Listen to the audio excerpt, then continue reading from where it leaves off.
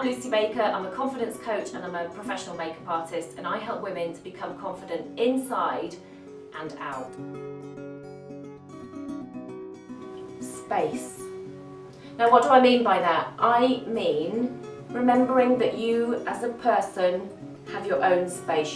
You take up space in the world.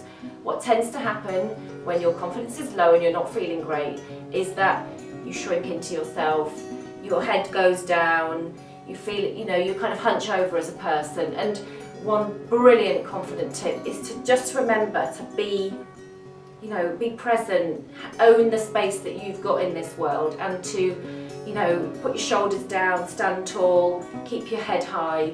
And that in itself, without any of the other tips, can be a great confidence boost, because you may be feeling that you don't have much space in the world because you're not feeling great, but just that posture and with all the breathing that goes with it, it can really boost your confidence.